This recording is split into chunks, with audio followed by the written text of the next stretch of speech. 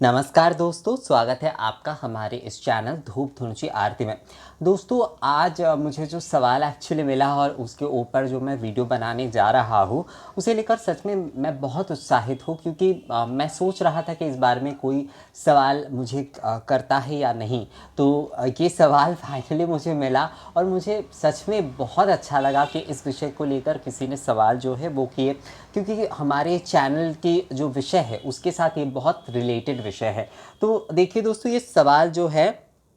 वो एक्चुअली जोधपुर से आया है। तो जोधपुर से हमारी एक जीजी हमसे पूछती है कि क्या जो है धुनुची के माध्यम से घर पे जो है वो होलिका दहन किए जा सकते हैं। मतलब धुनुची के माध्यम से क्या घर पे ही होलिका दहन की पूजन किए जा सकते हैं। इस विषय में ही और एक जन ने सवाल पूछा है कि क्या हम जो है घर के बैल्कनी में ही होलिका दहन कर सकते हैं, क्योंकि पहले हम लोग जो है वो गांव में रहते थे, वहाँ पर आंगन होता था, वहाँ पर बहुत बड़े तौर पर परिवार के सारे लोग मिलकर ये मनाते थे, होलिका दहन के उत्सव मनाते थे। पर अभी जो है हम लोग फ्लैट में रह रहे हैं, अपार्टमेंट में रह रहे हैं, तो वहाँ पर उस प्रकार से नहीं मनाई जाती। वैसे तो सभी लोग मनाते हैं, पर वो एक फंक्शन जैसा होता है, उसमें पूजा की भावना कम होती है, स्वाभाविक सी बात है।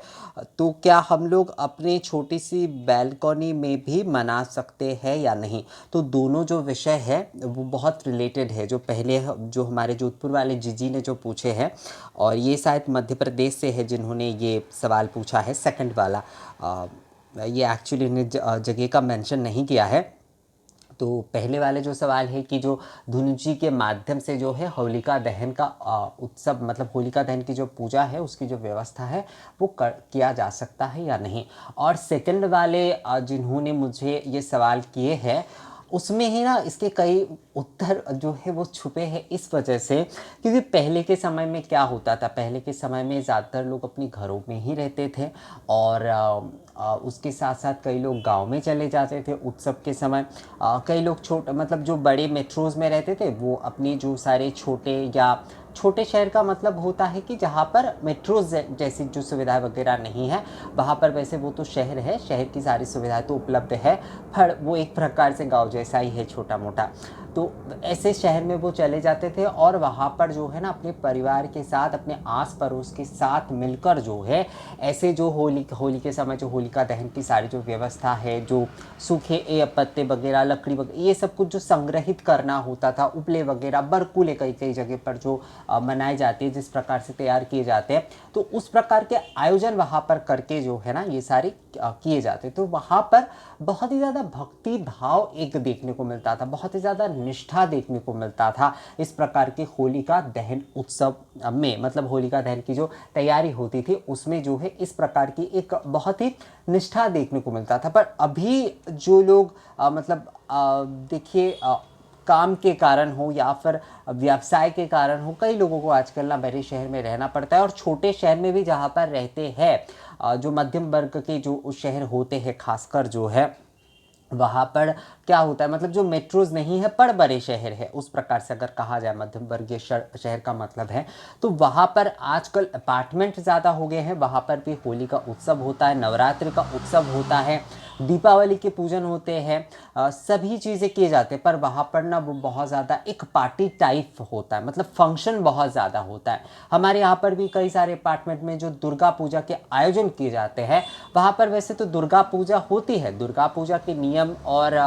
कई सारी चीज़ें वहाँ पर भी निभाए जाते हैं, पर वहाँ पर मूल क्या होता है, वहाँ पर क्या क्या डिशेस बनेगा अलग अलग दिन में, और कौन कौन से ये जो है वो फंक्शन होगा, इन सारी चीज़ों को लेकर जो है, जैसे धुनुची नृत्य का कार्यक्रम होगा कि नहीं, वो किस प्रकार से होगा, कितने लोग भाग, तो इन सारी चीज़ों में इन्वॉल्वमेंट बढ़ जाता है वहाँ पर। तो मेरा कहने का मतलब है कि वहाँ पर फंक्शन की महत्व ज़्यादा हो जाती है, वहाँ पर पूजा और इन सारी चीज़ें जो है ना वो थोड़ा गौने हो जाता है। मतलब एक मुख्य कार्य होता है, एक गौने कार्य होता है, तो ये एक प्रकार से मतलब मुख्य कार्य नहीं रहता है उस प्रकार से अगर देखा जाए। तो जो लोग अपनी इस पूजा को देखिए दोस्तों, बड़े तौर पर आयोजन करने से भी सबसे ज़रूरी विषय है कि आप भक्ति भावना के साथ, आप अपनी निष्ठा के साथ, आप अपनी श्रद्धा के साथ जो है उस पूजन के, उस आयोजन को आप कर रहे हैं या नहीं। तो आप जो है अपनी बैल्कनी में ज़रूर कर सकते हैं, आप जो है धुनुची में भी कर सकते हैं। आप नया एक मिट्टी की धुनुची खरीद कर लिया कर उसमें कर सकते, पीतल की धुनुची अगर आपके पास है, बड़े वाले, थोड़ा बड़े वाले इसमें चाहिए होगा, तो अगर आपके पास है तो आप उसमें भी कर सकते हैं। अगर आपके पास जो तांबे का हवन पात्र है तो आप उसमें भी कर सकते हैं। मूल जो, जैसे कि मैं कह रहा हूँ, यहाँ पर निष्ठा सबसे बहुत बड़ी बात है। हम लोग बहुत बड़े आयोजन करते हैं, बहुत बड़े फंक्शन करते हैं, फंक्शन का आयोजन करते हैं, वहाँ पर खाने पीने कई सारी चीज़ों का आयोजन रखते हैं, बहुत अच्छे सजावट किए जाते हैं, पर वहाँ पर जो मूल विषय होती है, जो पूजा की जो मूल भावना होती है, वही वहाँ पर देखा जाए तो नहीं रहता है। तो उस चीज़ के आयोजन करने का मुझे लगता है किसी भी प्रकार का कोई फल नहीं होता है। मतलब वो मन को तृप्त नहीं करता, हमारे मन को शांति नहीं देता। बस चकाचौंध जो है ना, वो कभी मन को तृप्त नहीं कर सकता। आप घर पे पंचोपचार से दुर्गा पूजा करिए, वो आपके मन को जो है ना, जो तृप्ति देगी, जो आपको एक शांति प्रदान करेगी, कभी भी जो है अब मतलब बहुत चकाचौंध में अगर षोडश उपचार से भी, या फिर जो है और भी 32 उपचार से भी अगर दुर्गा पूजन हो रही है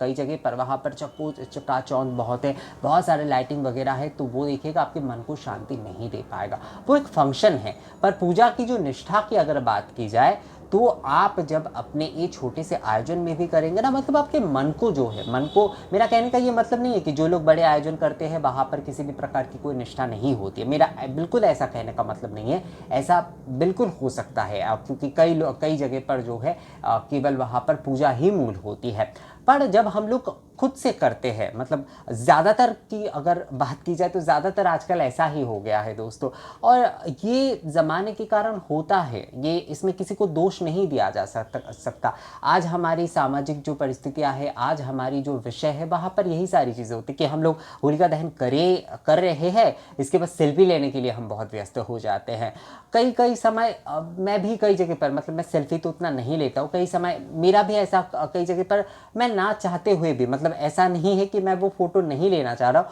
पर ऐसा देख रहा हूँ कि सभी लोग ले रहे हैं तो मैंने भी एक दो शायद ले लिया। मेरा वैसा शायद पहले से कोई प्लानिंग नहीं था कि मैं वहाँ पर फोटो लूँगा ही, पर क्या होता है कि कई समय जो है सभी लोग ले रहे, तो मेरा भी अचानक से मन कर गया कि मैं भी 2 फोटो ले लेता हूँ। वैसे मैं सेल्फी बहुत कम ही लेता हूँ, मुझे सेल्फी लेना उतना पसंद नहीं है, पर फोटो ऐसे ही जो है सभी के बीच जब रहता हूँ ना, तो यही होता है एक्चुअली। हमारे आज की जो समाज व्यवस्था है, आज के हमारे जो विषय है ना, वहाँ पर थोड़े बहुत कई जगह पर जाकर ना ये सारी चीज़ों में हम किसी ना किसी तरीके से थोड़ा बहुत इन्वॉल्व हो जाते हैं। तो इस वजह से जो आपके सोसाइटी में जो फंक्शन हो रहा है उसमें तो आप बिल्कुल जाइए, पर अगर आप उसके साथ साथ अपने घर पे जो है पूजन करना चाहते हैं, आप अपनी बैल्कनी में जो है पूजन करना चाहते हैं,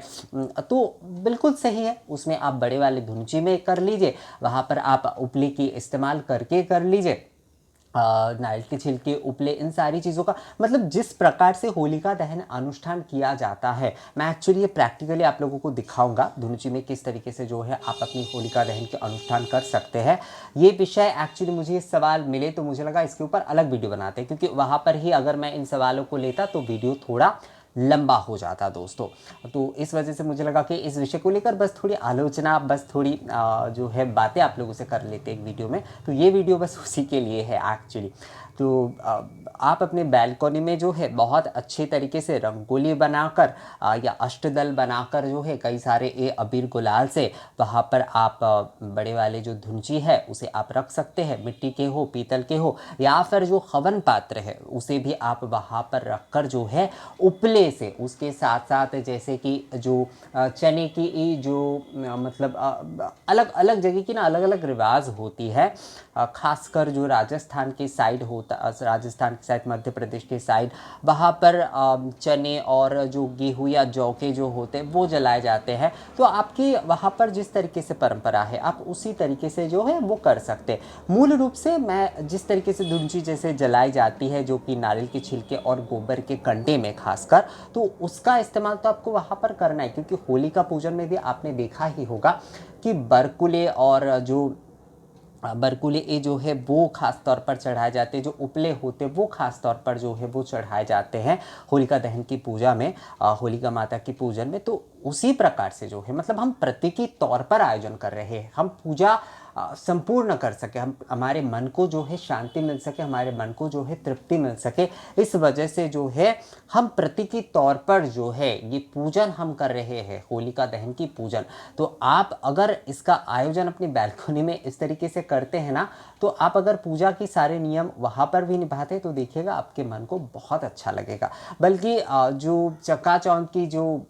पूजा मतलब जो फंक्शन होता है उससे ज़्यादा आपको ये चीज़ बहुत तृप्ति देगी दोस्तों, ये मैं यकीन के साथ कह सकता हूँ और आप लोग भी इससे शायद सहमत होंगे। तो जो लोग जिनके वहाँ पर जो है, कई लोगों के वहाँ पर, तो कई लोगों की सोसाइटी में होते भी नहीं हैं और कई लोग ऐसी जगह पर रहते हैं कि वहाँ पर करना मुश्किल भी होता है अलग से जो है, क्योंकि आंगन नहीं रहता है, स्पेस नहीं रहता है, तो वो लोग अपनी बैल्कनी में जो है धुंजी के माध्यम से वो ऐसे कर सकते हैं। और उनके पास अब बड़े वाले अगर मिट्टी के आपके पास पात्र है ना, जिसमें जैसे कि वो टब होता है जिसमें पेड़ वगैरह रखे जाते हैं, तो उसमें भी किए जा सकते हैं, उसमें भी समस्या नहीं है। धुंजी एक्चुअली अवेलेबल होता है, अगर आप घर पे जो है खासकर 2 धुंजी अगर आपके पास है तो बहुत ही अच्छा है। एक जो है आप इसमें इस्तेमाल कर लीजिए और उसके साथ साथ जो है दूसरा जो है, जैसे धूप आदि करने के लिए भी आप भगवान को भी और होलिका माता को भी जो है धूप आदि करने के लिए आप इस्तेमाल कर ही सकते हैं दोस्तों। तो ये बहुत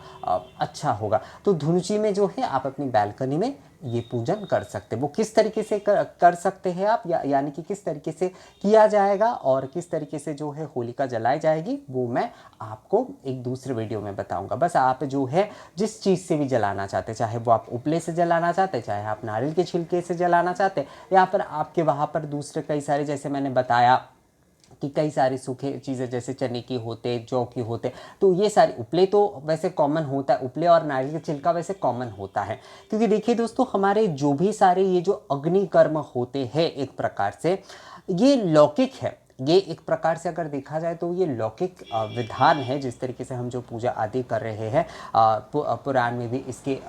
जो है कुछ विषयों को लेकर इसके वर्णन, मतलब इसमें जो सामग्री आदि के विषय है उसे लेकर वर्णन है, पर ये मूल रूप से अगर देखा जाए तो लौकिक तौर पर हम मनाते हैं। इसलिए अलग अलग प्रदेश के अलग अलग नियम होते हैं, कई परिवारों के अपने अपने नियम होते हैं। तो इसे होलिका दहन, हमारे इस तरफ जैसे इसे चांचड़ कहते हैं, तो इस नियम को मनाए जाते। तो ये एक प्रकार से ना आप उस मतलब ये भी एक प्रकार से वो धूप कार्य, अग्नि कार्य के माध्यम से, जैसे यज्ञ कार्य हो रहा है, यज्ञ कार्य, होम कार्य, धूप कार्य जो होता है, तो उसी प्रकार का ये भी एक अग्नि कार्य ही है। तो इसे जो है बिल्कुल किया जा सकता है धुनुची के माध्यम से, और हवन पात्र में भी इसे अवश्य किया जा सकता है, क्योंकि ये बड़े तौर पर एक